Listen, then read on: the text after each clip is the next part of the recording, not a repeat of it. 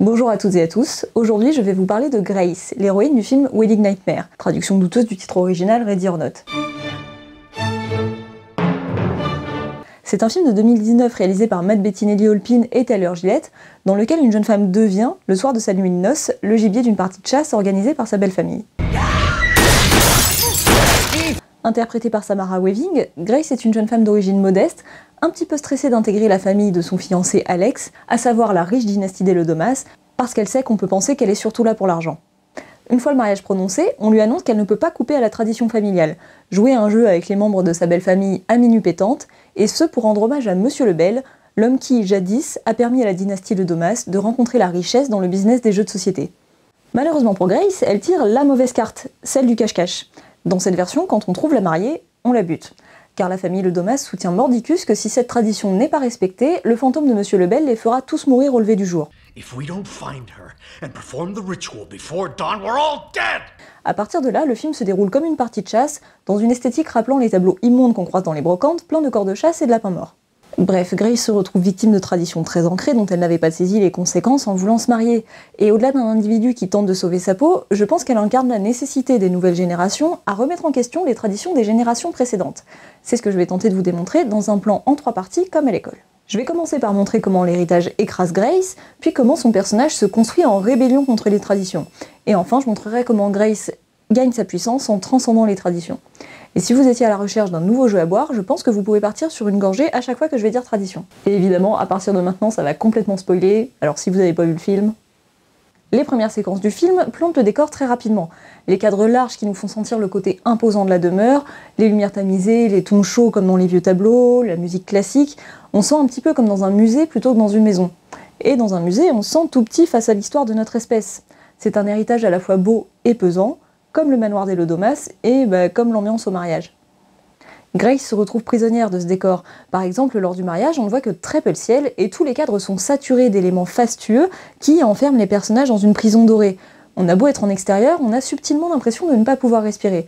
Tout comme Grace, on ressent ce je ne sais quoi qui nous étouffe. Ce poids, c'est le prestige de la dynastie Lodomas qui se transmet richesse et tradition depuis des générations.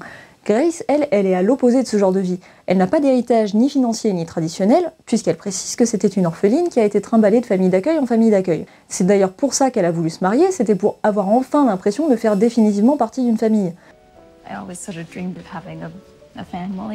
C'est donc elle qui a voulu revenir vers une conception traditionnelle du mariage, plutôt que de continuer à vivre dans le péché avec son mec. C'est une question qu'une nouvelle génération doit se poser face aux legs de la génération précédente. Doit-on rentrer dans le rang et bénéficier du confort que ça suppose, ou doit-on vivre libre, mais de manière incertaine? Doit-on dire oui ou non devant l'autel de notre mariage avec l'héritage de nos parents? La mise en scène va constamment remettre Grace face à ce choix, en répétant des cadres qui rappellent l'allée centrale d'une cérémonie de mariage. De cette manière, le film rappelle tout ce que ce oui signifie. Accepter le passé d'une famille, donc ses traditions, et donc allons-y gaiement, accepter d'en mourir. Grace, elle pouvait pas prévoir tout ça, et cette allée symbolique, elle s'y retrouve un peu coincée par surprise, comme une biche prise dans les phares d'une voiture sur la route. Exactement comme le montre ce plan.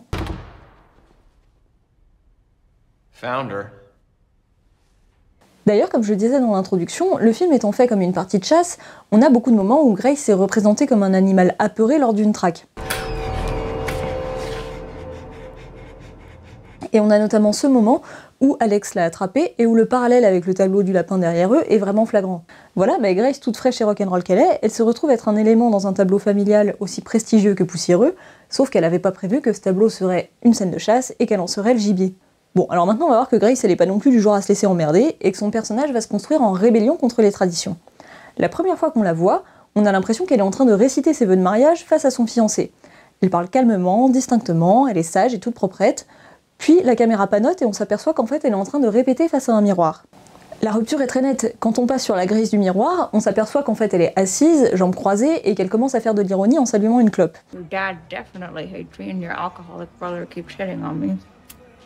En somme, Grace peut bien avoir l'air de la mariée parfaite, elle n'en reste pas moins une femme jeune et dynamique que ce costume distingué représente plutôt mal. Ce qu'il est intéressant de noter, c'est que cette vraie version de Grace, elle apparaît dans le miroir au moment où c'est elle-même qui contemple le reflet. Alors que lorsque tout le monde entre dans le salon où Grace doit tirer une carte pour savoir à quel jeu jouer, on a des plans sur des miroirs qui la reflètent mais dans son dos.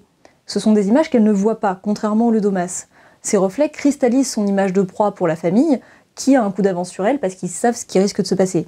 Mais, plus tard dans le film, lorsque Grace aura toutes les cartes en main, elle se réappropriera son image en se regardant de nouveau dans un miroir. La caméra suit son regard de bas en haut et constate cette transformation de la mariée immaculée en guerrière redoutable.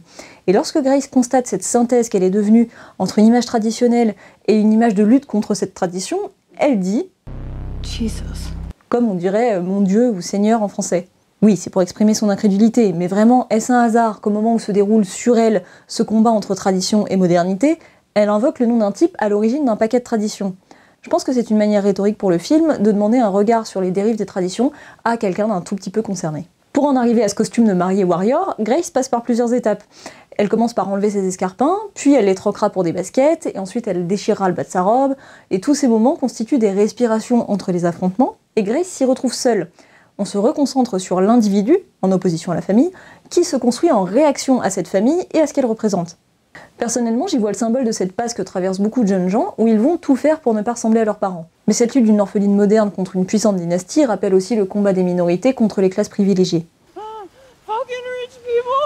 À la troisième étape de cette transformation, Grace pique un fusil de chasse qui trônait sur un mur, mais il s'avérera bien inutile puisque les munitions étaient fausses. Un peu à l'image de ces soi-disant avantages que donne la société aux jeunes pour qu'ils s'en sortent mieux, alors qu'en fait ils sont dérisoires pour réussir à s'en sortir dans le monde dont on hérite. À force de prendre le contre-pied des traditions, Grace finit même par parodier ses propres vœux de mariage. Vous savez, comme j'aime faire des parallèles entre les plans, je trouve ça très parlant. Et ben dans la scène où un type refuse de s'arrêter en voiture pour l'aider et qu'elle lui crie un chapelet d'insultes,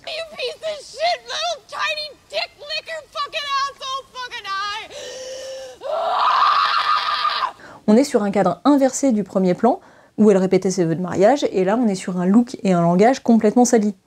À force de subir leur pire aspect, elle est passée de l'autre côté du miroir des traditions. Et ce, toujours sur cette parodie d'allée de mariage. Mais ce qui est cool avec ce film, c'est qu'il ne fait pas bêtement le procès des traditions. Parce que les coutumes, ça a aussi plein de bons côtés. Il rappelle simplement que les traditions nécessitent d'être régulièrement remises en question pour s'assurer qu'elles n'entravent la liberté de personne et qu'elles ne se sont pas changées en caricatures très éloignées des valeurs initiales. Grace permet justement d'interroger symboliquement les traditions. D'ailleurs, on le voit au tout début. Après la scène d'intro où on assiste à une ancienne partie de cache-cache meurtrière, on a un carton qui nous annonce qu'on passe 30 ans plus tard, on a la voix de Grace en fond, et ensuite on découvre son visage. À ce moment-là, le film nous dit « voilà la tradition », puis voilà la relecture de cette tradition à travers cette femme. Là, je vais faire une petite digression sur la religion, parce que même si le film n'en parle pas ouvertement, il y fait quand même beaucoup référence, en tout cas à la religion chrétienne, et pour un film occidental, c'est un petit peu incontournable quand on parle de tradition. Alors ça se ressent notamment dans la scène où Grace se réfugie dans l'étable des chèvres. Un gosse lui tire dans la main, elle tombe dans une fosse pleine de cadavres de chèvres et elle en sort avec force peine. Le trou dans la main, ça fait automatiquement penser au stigmate du Christ, et cette fosse pleine de chèvres mortes, ça fait penser à l'enfer. Pour rappel, le diable est associé au bouc. Et donc quand elle doit se hisser hors de cette fosse avec cette contre-plongée extrême et ce surcadrage de la lumière, on a vraiment l'impression qu'elle doit réaliser une ascension vers son salut, et donc vers la grâce. C'est pas pour rien si Grace s'appelle Grace. Et c'est en passant un clou à travers cette blessure qu'elle réussira cette ascension dans la douleur. Là, pour la référence à la crucifixion, je pense qu'on y est.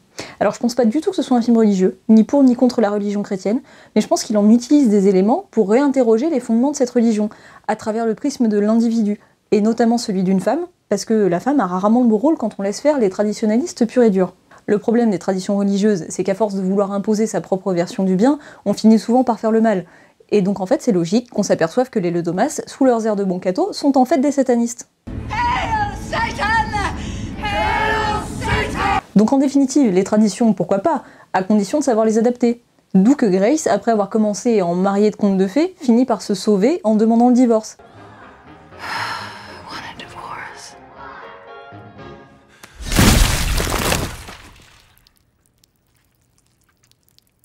Principe encore inacceptable aux yeux du mariage religieux, par exemple. Le film annonce que cette relecture de la tradition à travers le personnage de Grace est accomplie. Il commençait avec une vieille version de Love Me Tender, et s'achève avec cette reprise rock'n'roll et moderne, avec une voix féminine, et qui commence même avec une marche nuptiale électrisante.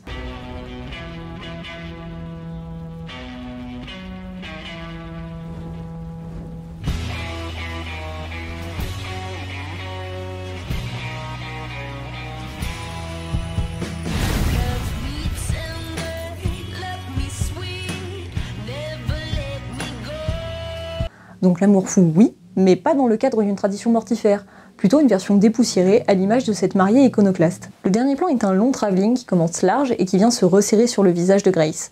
Au départ, elle est au milieu de l'image, devant le manoir en flammes. Elle est donc au centre de l'effondrement de tout ce que représentaient les traditions, elle est le renouveau qui passe par la destruction. Comme le cadre se rapproche d'elle et que le manoir disparaît dans l'image, on se reconcentre sur l'individu plutôt que sur le patrimoine. Bref, dans cette énième réinvention de scènes de mariage et de transcendance des traditions, on retrouve la grâce. Voilà, j'avais envie de montrer comment Wedding Nightmare utilise le personnage de Grace pour incarner cette nécessité des nouvelles générations à remettre en question ce que leur transmettent les précédentes, et aussi pour montrer que les traditions ne peuvent rester pertinentes et vivantes que si on les réinterroge régulièrement, de manière à s'assurer qu'elles font plus de bien que de mal.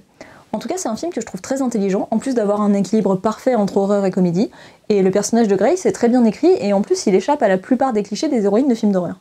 Le film reste subtil, et comme Grace est la seule à avoir vu le fameux spectre de Monsieur Lebel après la mort d'Elodomas, et que celui-ci semble lui avoir donné son approbation, on peut se demander si Monsieur Lebel a vu en Grace la délivrance de la dérive de sa propre tradition, ou s'il a reconnu en fait en elle la véritable héritière de son système. C'est aussi à ce type de grâce que son nom pourrait faire référence. Parce qu'on a beau se rebeller tout ce qu'on peut, en définitive, on finit toujours plus ou moins par ressembler à nos parents. Espérons que Grace, en tant qu'orpheline, échappera à ça et ne choisira pas de devenir une nouvelle Elodomas.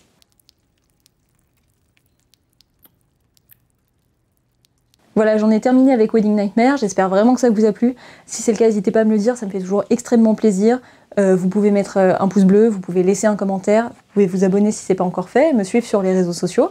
Je viens aussi de créer un compte Utip sur lequel vous pouvez me soutenir gratuitement en regardant des publicités, ou éventuellement me faire un don si jamais ça vous chante. Comme vous pouvez le voir, à cause des mesures de sécurité liées au virus, j'ai toujours pas pu filmer avec le matériel que j'utilisais avant, donc voilà, je me suis encore débrouillée avec celui-là, j'espère que ça vous ira, et à très vite.